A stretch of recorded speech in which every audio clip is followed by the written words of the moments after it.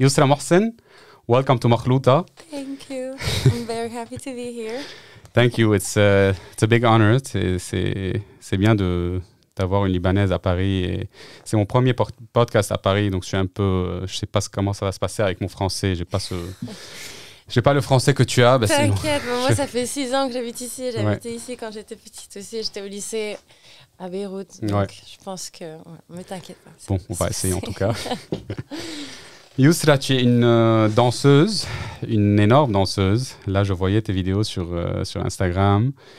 Et c'est ce que tu fais avec avec mes jambes. Tes jambes, quand tu la hausses, là, ça fait 2-3 ans que je fais du yoga et j'arrive à rien faire. Quand tu vois ça, c'est hallucinant. Et tu es danseuse dans le cabaret Crazy Horse, qui est mythique. Absolument. Ils ont commencé en 1969. Ouais. Il y a eu des grosses stars là-bas, comme j'ai pu... Et il y a eu des grosses stars. On a eu Dita Von Teese, il y a eu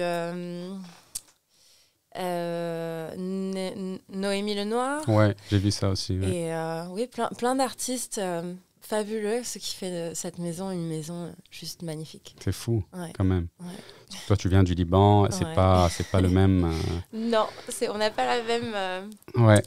On n'a pas la même définition du mot cabaret au Liban ou au Moyen-Orient. C'est très différent, oui, absolument. Hey, quand on dit cabaret au Liban, les gens... Les gens secte LB. Chaud cabaret, là, oui. Oui, non, mais tout de suite, mais on s'habitue, tu sais. On essaie d'expliquer, enfin, j'essaie d'expliquer, et s'ils comprennent très bien, et sinon, tant pis pour eux. Ouais, après, on peut pas expliquer à tout le monde, ça, chacun a son point de vue, mais bon... Et tu as maintenant ton propre show, c'est ça? J'ai mon propre show, oui, produit par Guy Manoukian et dirigé par Christian, mon chéri. Ouais. Et oui, c'est mon propre show qui s'appelle The Liberty Show by myself. Yes. Et voilà, c'est axé surtout sur le droit des femmes au Moyen-Orient. C'est un peu... J'essaye du mieux que je peux, le plus possible, tout en... Enfin, il faut que ça reste light un peu quand même, parce que les gens, ils viennent pas pour être déprimés. Ouais, sûrement. Mais bon, j'essaye, dans le choix de mes chansons, de mes costumes, de ce que je dis et de ce que je montre, d'essayer de libérer un petit peu la parole, libérer le regard que les gens ont sur le corps de la femme, surtout au Moyen-Orient. Et j'ai de la chance de pouvoir faire ça à Dubaï, avec une production qui est vraiment cool et dans un endroit qui est vraiment cool. Donc voilà, c'est dingue. J'ai encore du mal à réaliser que ça arrive, mais ouais. Voilà. Ouais, tu es arrivé très loin dans ce que tu fais, c'est magnifique. Ouais, et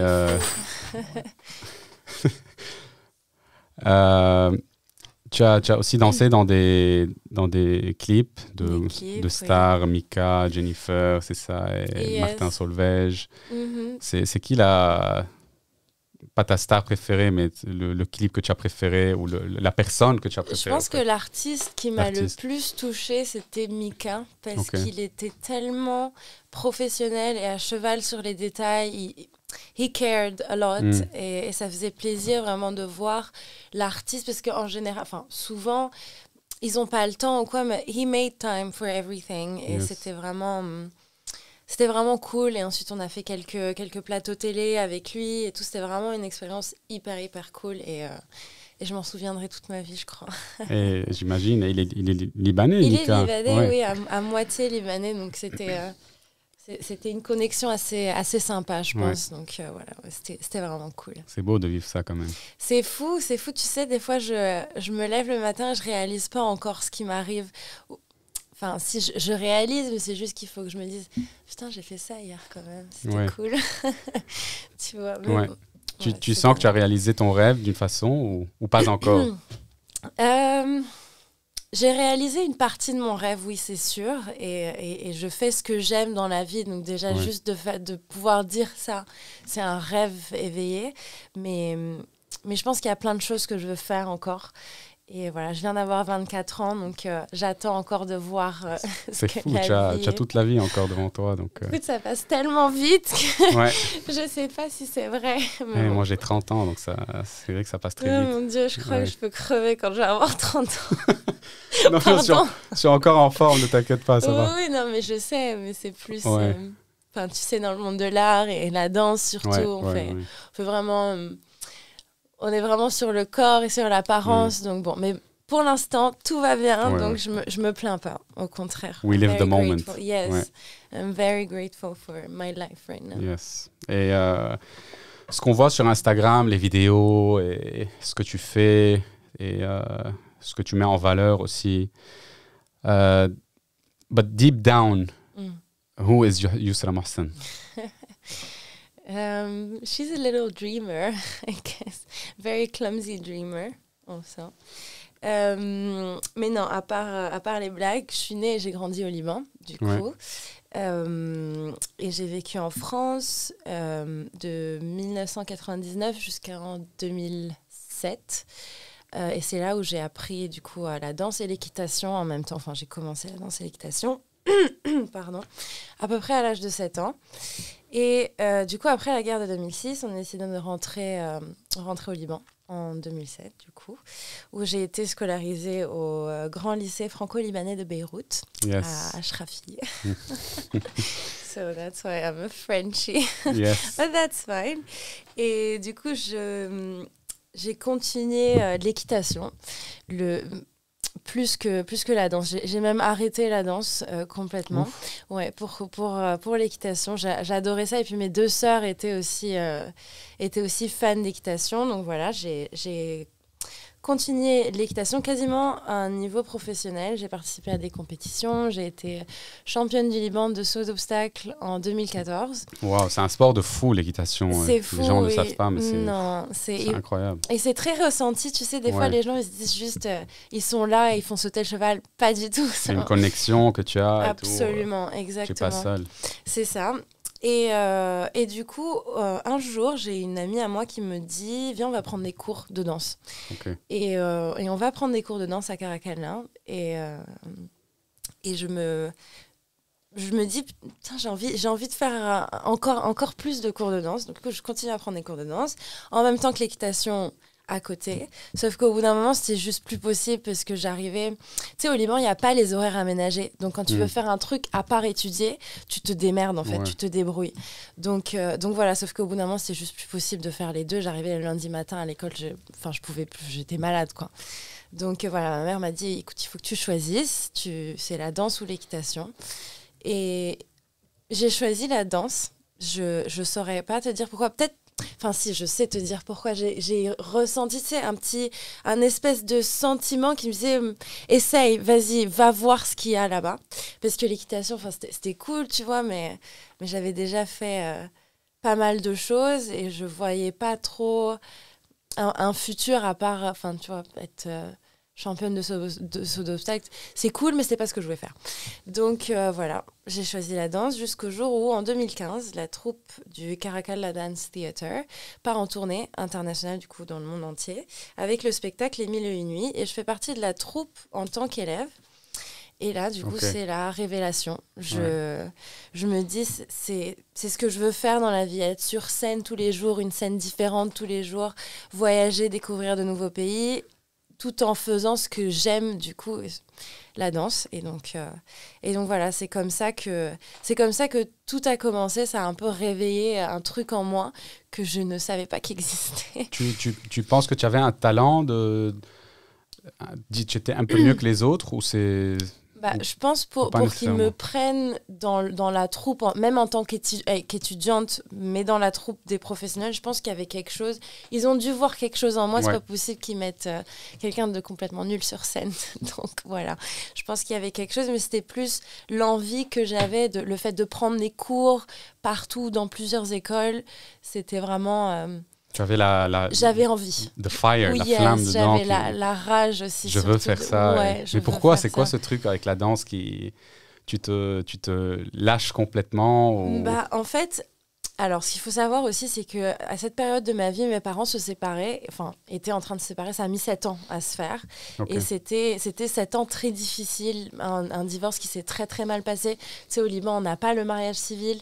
Donc le fait de divorcer religieusement, c'est un enfer, surtout quand c'est la femme qui veut divorcer. Donc voilà, ma mère a galéré de ouf, mon père était pas super compréhensif. Donc voilà, on se retrouvait, moi et mes sœurs, un petit peu un petit peu triste. Et pour moi, c'est la seule échappatoire dans laquelle, tu vois, je me sentais libre de faire ce que je veux, de m'exprimer avec mon corps et d'être libre, en fait. Et je pensais pas à ça. Et donc, je pense que ça a joué beaucoup dans cet engouement que j'ai eu pour la danse. Moi, je pense à ça parce que j'ai ma comédie aussi. Je fais de la comédie. Je sais pas si tu as vu quelques vidéos. Mais c'est pareil, je sens que c'est plus moi-même, je prends le personnage, j'ai créé des caractères aussi, mais je sens que tu es transcendé par là. Ouais, tu sors de toi-même, tu es libre, comme tu dis. Exactement. C'est un beau feeling. C'est ça, et c'est ce que je ressens à chaque fois que je suis sur scène. Et I wouldn't give that up, ever. C'est beau, c'est aussi ce que je ressens dans le ski.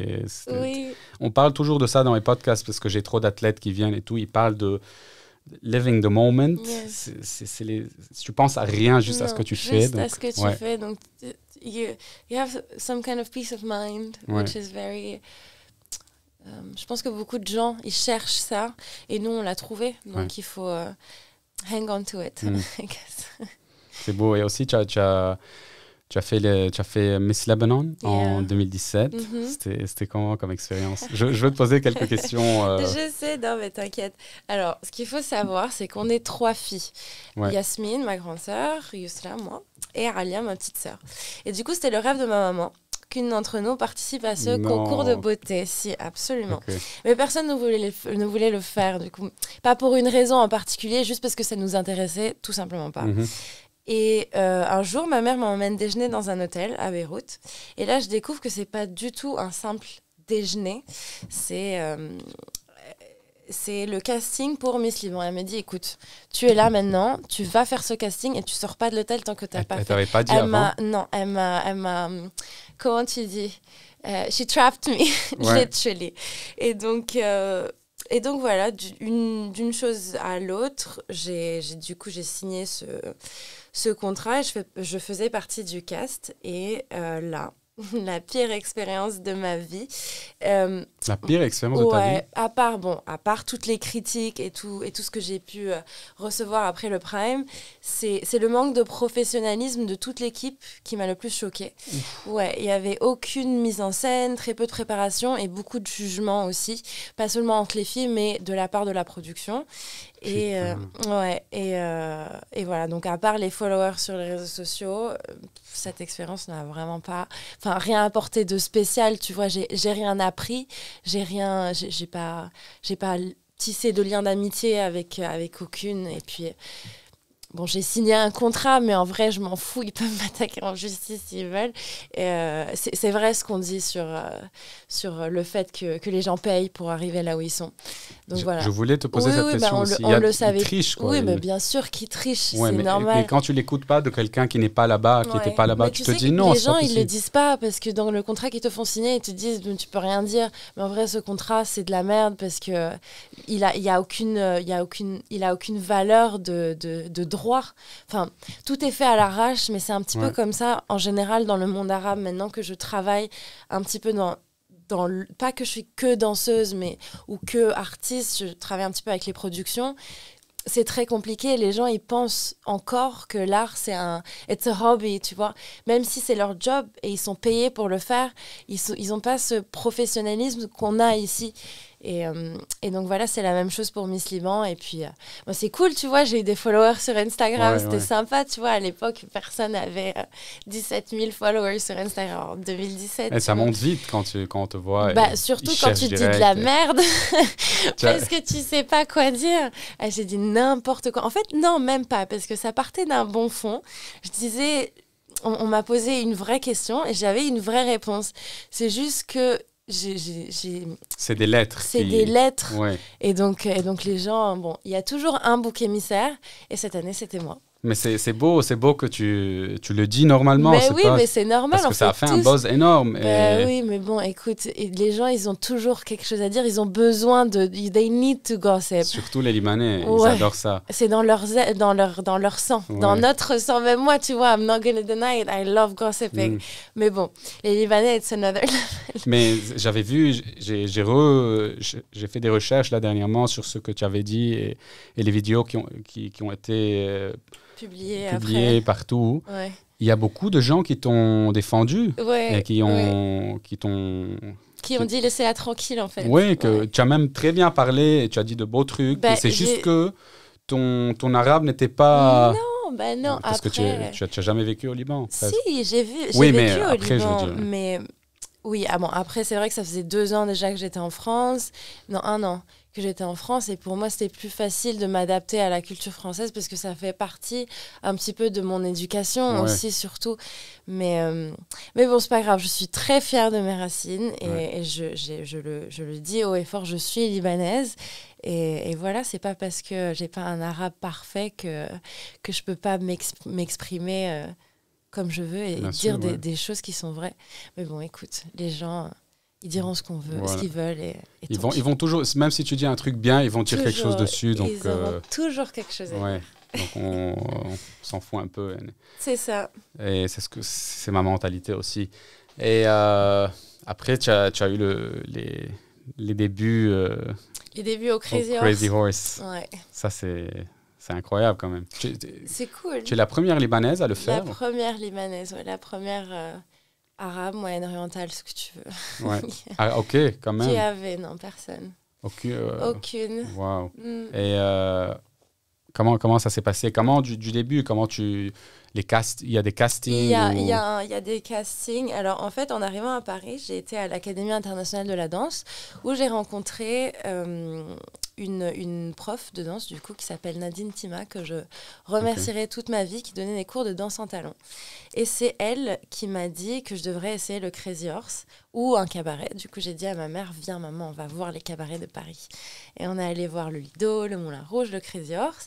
Et, of course, gros coup de cœur au Crazy Horse. Je ne sais pas si tu as déjà été. Mais pas encore, mais c'est juste l'ambiance, en fait, qui m'a touchée. Et du coup, j'ai passé un casting, un callback. C'était fait, j'ai signé le contrat and I was there. Et tu ne pensais pas à les gens et... Alors, si. Parce que tu es nue. Oui, complètement. Tu es habillée par les lumières. Exactement. Okay. Mais alors, j'y pensais un petit peu. Je me suis dit, bon, je vais faire ce que j'ai envie de faire et puis on verra. Mais je ne pensais pas être prise, en fait, déjà de base. Je ne pensais pas du tout, mais bon, je me suis dit, advienne que pourra. Et donc voilà. Je me suis juste lancée. C'était hyper cool, tu vois. J'ai appris plein de choses sur mon corps, sur la femme, le spectacle, le monde du cabaret aussi, qui est un monde à part. Donc c'est un monde énorme qu'on connaît pas. Nous, surtout le Moyen-Orient. Pas les Arabes, mais si, les Arabes, les Libanais. On connaît pas ce monde, c'est qui est un monde énorme et que beaucoup de gens apprécient. Il y en avait des cabarets au Liban avant, même partout dans le Moyen-Orient. Après, c'était pas le Crazy Horse, c'était un peu autre chose, mais c'était quand même des femmes qui dansaient, que ce soit belly dance ou whatever. Elles étaient là, elles étaient fières de leur forme et tout. Je sais pas ce qui s'est passé, mais on a perdu ça complètement. Bon, avec plein de choses qu'on a perdues aussi, mais je pense que c'est notre job, la nouvelle génération, de réouvrir les mentalités et de leur dire, écoutez, on ne peut pas rester coincé toute notre vie, quoi. Donc bon, voilà. Ouais, je pense que oui, c'est à nous maintenant parce que les jeunes au Liban maintenant, ils sont un peu différents, donc on a cette mentalité un peu plus ouverte. Il y a, mais je pense que tu serais surpris d'apprendre qu'il y a aussi beaucoup de gens qui ont encore la mentalité des gens de mon âge, tu vois, par exemple, quand je suis entrée au Crazy ou quand j'ai fait Miss Liban, toutes ces choses qui sont peut-être un peu publiques, où je commençais à afficher ma vie un petit peu sur les réseaux, choses qui me plaisaient, tu vois, j'avais aucun souci avec ça. Il y a plein de gens qui m'ont dit, non mais moi je peux pas être amie avec une fille comme ça, c'est pas possible et tout. Amie? Oui, juste amie, tu vois, alors que c'était des très bonnes amies à moi, tu vois, vraiment, on était amies depuis l'école et tout. Donc bon, voilà, après, people always leave, donc tant pis pour eux aussi. Vrai, surtout, mais bon, voilà, j'ai eu la chance de pouvoir avoir un cercle proche qui a été mon plus grand soutien et qui sont là encore jusqu'aujourd'hui, quoi. Et toi, tu m'as dit, tu as pris ta mère au Crazy Horse. C'était quoi sa réaction? C'était cool. Alors, il faut savoir que ma mère, elle a toujours été elle a toujours été là pour moi. Elle m'a toujours dit, écoute ma fille, si tu veux faire un truc, tu le fais à 100%. Donc she is still my biggest supporter. C'est vraiment un pilier dans ma vie. Je sais pas ce que je ferais sans elle. Donc voilà, on a été là-bas. Bon, au début, elle était un petit peu choquée. Qu'est-ce que c'est? C'est un peu trop, non? Habibté. mais bon, après, je pense elle me voyait tellement heureuse et tellement contente que voilà, elle était contente pour moi. Et elle voyait que, tu vois, je faisais des choses à 100%. Je commençais à travailler aussi à l'extérieur du Crazy Horse. Je m'enfermais pas que là-bas. Donc voilà, she was very happy and she still is very happy and proud of me. I hope. Et donc si tu aimes quelque chose, elle va te dire vas-y, elle va pas t'arrêter. Et tu as aussi, tu as fait tu as donné des cours de danse au Liban un peu, tu as aidé les jeunes et tout. J'avais lu quelque part que oui. Tu fais ça au Liban un peu. Alors, je donne des cours de danse qu'au Liban, justement pour essayer de booster un petit peu l'ego des filles. Mais en fait, quand j'ai commencé, du coup, en 2017, à donner des cours, ça existait quasiment pas, à part Anthony Nerley, que tu devrais interviewer. On parlait de ça. D'ailleurs, il faudrait. Ouais. Et du coup, c'est lui, il donnait des cours de talons. Et du coup, je me suis dit, je vais le faire aussi. Et je voyais, en fait, au fil des années, que les filles que j'avais dans mon cours, elles revenaient complètement différentes, tu vois. Donc, je voyais que ça aboutissait quelque part. Et maintenant, il y a plein de gens qui donnent des cours de talons et des cours de voguing. Tu sais, ça commence à se démocratiser un peu. Donc, je suis vraiment contente de pouvoir avoir pu faire partie de ce processus de découverte, surtout pour les jeunes filles libanaises, tu vois, à qui on dit il faut que tu t'habilles comme ça, il faut pas que tu parles comme ça, il faut que tu fasses ça et pas ça, tu peux pas danser comme ça. Mais non, en fait, personne peut te dire comment tu peux danser, comment tu peux t'habiller, tu fais ce que tu veux. Si tu as envie de montrer tes fesses, tu fais ce que tu veux, en fait. Il y a personne qui... Bon, à part si... Bref, bon, t'as compris dans quel état d'esprit j'étais quand je donnais des cours, du coup, et quand je continue à donner des cours au Liban.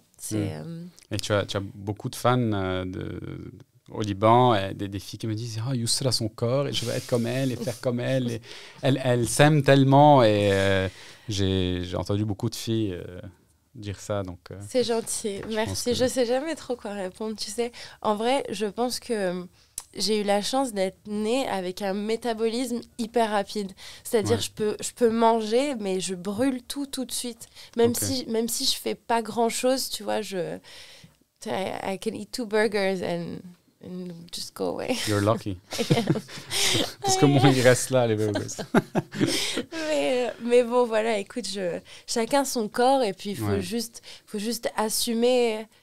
Enfin, tu vois, il faut que tu te sentes bien dans ton corps, et si tu as envie d'avoir ce poids-là ou de ressembler à ça, tant que tu es bien dans ton corps, voilà, c'est très bien, il n'y a pas besoin de plus, tu vois. Et ça, c'est Layla Liberty aussi qui est bien dans son corps, non? C'est ton stage name? It's my stage name, absolutely. Écoute, en tant que danseuse, mon corps, c'est un peu mon outil de travail, si tu veux.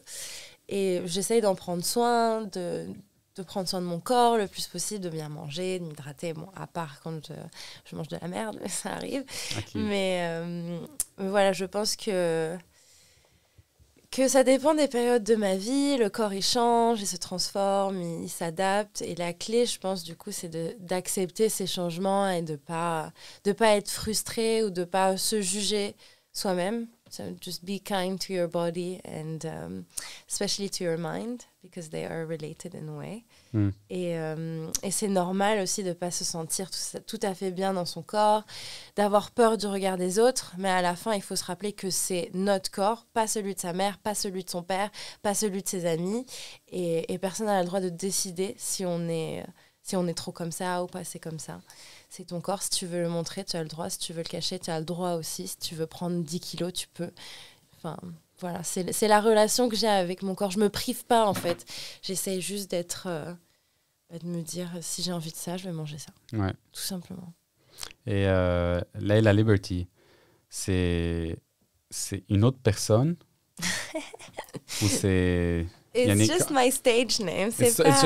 Donc, c'est pas quand tu fais ça et quand tu es Layla Liberty on stage, quelque chose d'autre sort. Si, alors absolument, complètement, c'est sûr, parce que je rentre dans un autre monde. En fait, dès que je rentre au Crazy, dès que j'ouvre la porte, du coup, et que je vais dans les loges ou whatever, je suis une autre personne déjà. Je suis transformée. Tu sais, quand on est là-bas, on s'appelle par nos noms de scène, du coup. Layla, je sais pas ce serait quoi ton nom de scène. Nina, peut-être, si tu étais au Crazy. Ouais. Et les gens, ils t'appellent Nina. Ok, donc là-bas, tu n'es plus... Non, tu n'es plus Yousra. Je suis Layla. Wow. Donc, voilà, mais bon... Ça aide aussi à se mettre dans un autre mood, à se mettre dans une autre ambiance et voilà, être une autre personne et à transmettre ça au public aussi. Ouais.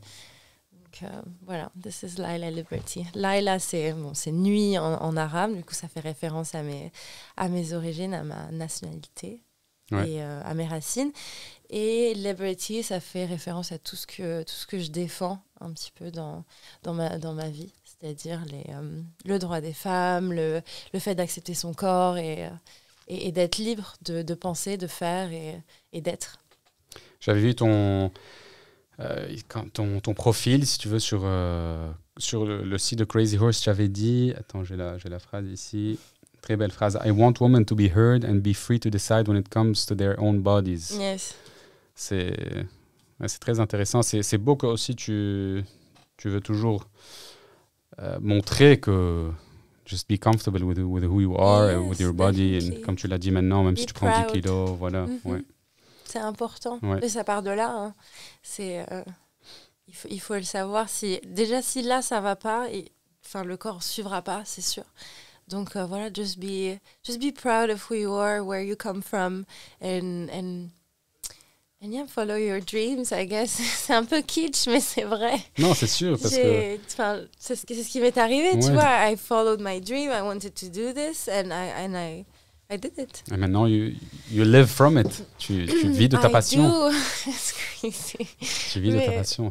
Mais ça doit pas être facile, non, des fois, avec tout ce que tu fais. C'est fatigant quand même. D'une façon, tu es une athlète. Parce que la danse, c'est un sport, en fin de compte. Donc... Bien sûr, des fois, tu danses pendant 8 heures d'affilée, 10 heures d'affilée. C'est dur, hein. Des fois, tu te lèves le matin, t'es comme ça, tu peux plus bouger. C'est dur, mais je pense le fait d'être sur scène, c'est toutes ces heures, ça finit en 2 minutes 30 ou 3 minutes ou 4 minutes sur scène.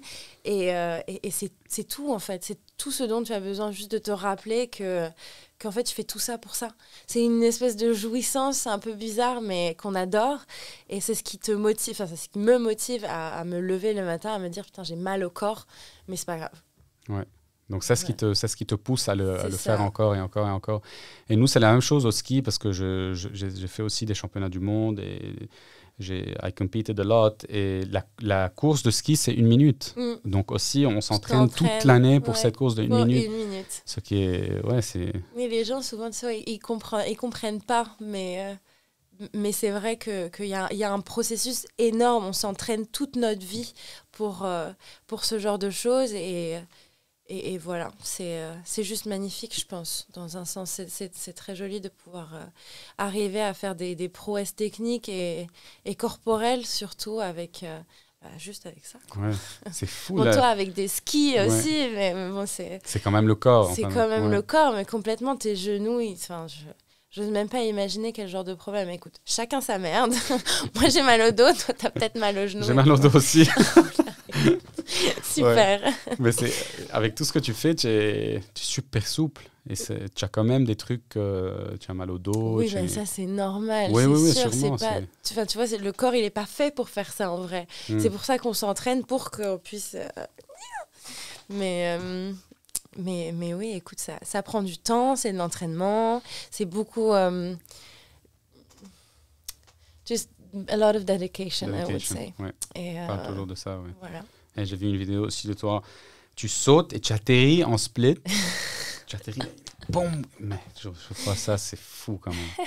C'est fou ce que tu peux faire avec le corps. Et nous, les hommes, on ne réalise pas trop parce que peut-être c'est plus dur pour nous, on est moins souple. Non, ça dépend de chacun. Oui, ça dépend de chacun. C'est sûr, mais ça dépend de l'entraînement que tu as eu, de ton corps aussi, parce qu'il y a des gens qui sont juste pas souples de nature. Ouais. Enfin, on peut naître avec certains atouts, mais après, tu peux travailler dessus ou pas. Donc, c'est ce qui fait que tu peux faire certaines choses ou pas. Tu fais du yoga des fois ou... Oui, souvent. Je fais du yoga, surtout pour la tête. C'est comme ça va à 3000 à l'heure dans ma tête souvent. Ouais. Il faut que je puisse juste 2 secondes, say calm my body, calm my mind. Just think about something else, just think about my breathing. Et puis surtout étirer les muscles, c'est mettre de l'air dans les muscles, dans les articulations. Et je pense que c'est important. Donc pour moi c'est important et j'essaye de faire au moins une demi-heure par jour, à part quand je travaille et que vraiment je suis fatiguée. Mais bon, quand je m'échauffe par exemple, j'essaye de focus on my breathing and tell myself that everything's going to be alright. Et méditation et tout ça, je pense aussi. Oui aussi c'est important. J'ai mes petites bougies, j'ai mes petits accessoires qui font du son. Mais bon, c'est... Peace of mind, c'est important. J'aime parler de ça parce que aussi les gens, des fois, ils n'ont pas la bonne idée, mais ils n'ont pas très bien compris la méditation. Ils pensent que tu dois t'asseoir et rester comme ça pendant des heures et après tu voles et je fais des trucs comme ça. Mais au fait, tu peux méditer n'importe où. Si tu te brosses les dents, tu regardes le miroir, tu écoutes ta respiration, tu médites. C'est ce qui est beau aussi. You go inwards. Yes, and it just calms your mind. Juste ça. Et ça aide vraiment. Ça aide à s'endormir, ça aide à bien manger, ça aide à être bien dans sa vie en général. Oui, sûrement. Dans sa vie, son corps. Ça. Et j'adore cette question, surtout de la poser à toi. Qu'est-ce que tu aimerais dire à la femme libanaise avec tout ce que tu as fait et comment tu t'es... avec les danses que tu fais, le cabaret. Alors, je vais lire. Comme ça, je suis sûre de pas dire n'importe quoi et de dire vraiment ce que j'ai envie de dire. Tu as préparé alors? Mais complètement, I'm prepared. Alors, ce que j'aimerais dire à la femme libanaise, c'est qu'on s'en fout de ce que pensent les gens. Fais ce qu'il te plaît. Lève-toi le matin en étant contente d'aller travailler et ne laisse personne te dire quoi faire, quoi dire ou comment agir. C'est ta vie, pas celle de ton père, pas celle de ta mère ou de ta grand-mère. Eux, ils ont déjà vécu. Prends ton courage à 2 mains et dis non. Je sais que c'est pas facile et que beaucoup de choses sont en jeu. Tu vas probablement perdre des amis, de la famille, mais c'est pas grave parce que ces gens-là ne pensaient pas à ton bonheur. Et à la fin, c'est ça qui compte. Ton bonheur, ta vie. Be selfish from time to time. It's okay. You deserve to be happy and to say what you truly think. People will always have something to say. Always. Let them say it and then make sure you tell them to fuck off. Joli. Voilà. Très joli. Et tu as dit, tu peux perdre la famille. Oui. Ce qui est...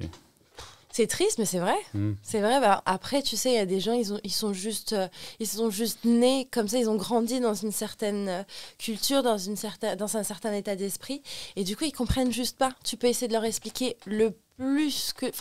autant de fois que tu veux, mais ils comprendront pas. Et c'est pas grave. C'est comme ça. Et voilà, il faut juste l'accepter et puis tant pis. Tu sais, la famille, moi je pense, c'est pas que le sang, c'est aussi les liens que tu crées, que ce soit des amis ou des gens avec qui tu es très proche, même si you're not related by blood, I guess. Ça devient ta famille, petite famille, oui, complètement. Donc voilà, même si la famille n'est pas là, ça suffit que tu en aies juste 2, ta maman et ta sœur, ça suffit. Il n'y a pas besoin que tout le monde soit derrière toi et Bon, c'est mieux, c'est sûr. Oui, mais sinon, tant pis, fais ce que tu veux et puis tu verras plus tard ce qui se passe. Et au pire, si ça ne marche pas, tu tournes la page et tu recommences. Joli. Et, are you happy with what you're doing? I am happy. I am.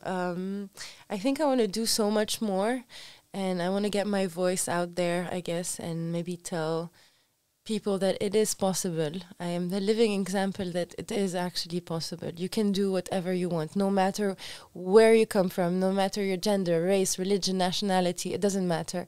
As long as you believe in yourself. And but yeah, I am happy. I am happy with what I'm doing. I am happy with my life. I just really hope it's gonna keep going. It is going. Oui, parce que tu peux être, avec ce que tu fais, tu peux être beaucoup critiqué ou you can be bullied. Yes, c'est pas facile du tout. Non, mais bon, again, people will always have something to say. And my mom always told me, you cannot educate everyone. Ouais. And I used to, reply and be very angry and on social media. Yes, on social media, even to people, like, I knew what they were saying, but to my face, they wouldn't say it. And I was like, tell me, what the fuck is your problem? If you have an issue, discuss it with me. I'm here. Like, no, I did nothing wrong. But yeah, so you don't have to educate people. It's okay. Sometimes it comes from people who are very frustrated and very sad in their life. So understand that too, and just think, it's okay. Just say fuck you and move on. Voilà. It's my motto. C'est terrible, mais c'est vrai, ça aide. Non, mais je pense que je fais la même chose un peu. Oui, non, mais... Parce que je sinon... suis sûre que toi aussi, tu dois recevoir plein de messages. Genre, mais qu'est-ce que tu fais? Qu'est-ce que c'est? Et, tu vas jamais arriver nulle part dans ta vie. Comment tu vas faire pour avoir une famille? Peut-être j'ai pas envie d'avoir une famille, en fait. Et qu'est-ce que ça te regarde? Donc, okay. voilà. Tu me connais même pas pour me dire quoi faire et ce que je dois faire. C'est ça, exactement. Et donc, do you consider yourself successful? I consider myself very lucky and hard-working, I guess, and dedicated. Je donne 100% de ce que j'ai et j'essaie d'être le plus professionnel possible quand je travaille. Je pense que ce que j'ai réussi à accomplir en 24 ans d'existence, et en tant que Libanaise aussi, partie de rien, c'est vraiment cool et j'espère que ça va continuer pour moi, Inch'Allah. Et pour moi, le succès, je pense, c'est de se réveiller le matin et de se dire « Putain, cool, je vais bosser aujourd'hui, c'est trop bien. Wow. » Tu vois, donc voilà, I think this is part of... for me, my definition of being successful is this, just waking up in the morning. And be excited to work. Yes. C'est rare, ça. Surtout si tu vis à Paris, tu vois les gens sont là sur la route, ils sont comme ça, c'est des robots. That's why I bought a scooter. Comme ça, au moins, tu prends l'air un petit peu. Ouais. Bon, sauf quand il pleut, comme aujourd'hui, quel enfer. Mais bon, c'est pas grave. Écoute, je fais ce que j'aime et pour moi, ça, c'est un succès. C'est toujours intéressant de parler avec une personne comme toi qui a fait quelque chose de très différent de ce qu'on voit et ce qu'on connaît. Tu sais, quand j'ai dit à ma... Tu sais, quand tu es en terminale, les profs, ils te disent « Qu'est-ce que tu veux faire quand tu vas... l'année prochaine, which university did you apply to? Et moi, du coup, j'ai dit à un prof d'éco, je m'en souviens, je veux être danseuse professionnelle et je vais aller à l'Académie internationale de la danse à Paris. Et là, toute la classe s'est mise à rire, déjà. Et ma prof d'éco, du coup, elle me dit « Oui, c'est bien, tu vas finir sous clean dans les rues, comme ça. » Si, je te jure. Et ça m'est arrivé pas qu'une seule fois, quand j'ai dit que je voulais être danseuse. Donc voilà, c'est un parcours très différent et c'est pas facile. Tu vois, je pense que le plus dur, c'est d'y aller, de se lancer. Même, le premier pas. Même quand je me souviens, quand j'ai pris l'avion pour venir à Paris, en août 2016, je me suis dit, mais qu'est-ce que je fais? What the fuck am I doing with my life? Là, tu avais quel âge quand J'avais 17 ans. Ouf. Ouais, parce que je suis née en octobre, du coup, je suis un peu décalée. Ouais. Donc, j'ai fêté... j'étais pas majeure encore quand j'ai eu mon bac. Et du coup, je suis partie en août à Paris. C'était horrible, c'est horrible. Août à Paris.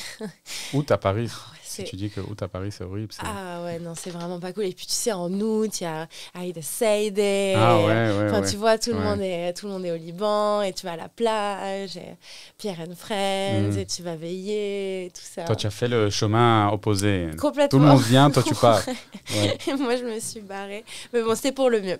C'est pour le mieux, mais oui, juste pour dire qu'en fait, tu n'es jamais sûr et tu seras jamais sûr à 100% de ce que tu es en soi. Même moi, des fois, jusqu'à maintenant, je dis... Des fois, j'ai peur et c'est normal parce que surtout en tant qu'artiste, tu peux te blesser, tu peux ne plus avoir d'inspiration. Il y a plein de choses qui peuvent arriver, qui peuvent te faire peur, mais just keep going. It's gonna be all right. Everything's gonna be fine. Tu aimes Paris? Tu aimes vivre là? J'aime Paris. Le soleil me manque beaucoup parce que du coup, j'ai passé une grande partie de ma vie à Beyrouth. Et il fait beau tout le temps. Quand il pleut ou quand il fait 7 degrés, il n'y a pas l'école parce qu'il fait trop froid. Et donc voilà, ça me manque un peu cette facilité de vivre du Liban, c'est sûr, mais je pourrais pas être là où je suis si j'étais restée à Beyrouth. Mais oui, j'aime Paris. Il y a plein de choses à faire, il y a plein de gens à rencontrer. Il y a de la bonne bouffe. Il y a de la bonne bouffe, tout.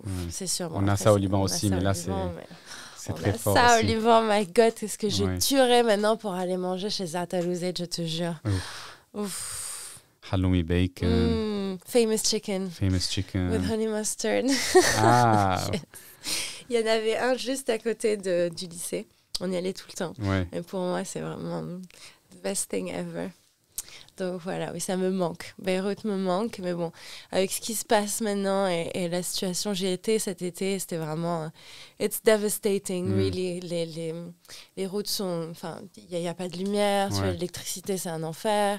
Si tu n'as pas 45 moteurs et des panneaux solaires, tu peux pas vivre, quoi. Donc voilà, c'est un peu compliqué, mais j'espère que petit à petit, on va pouvoir en sortir.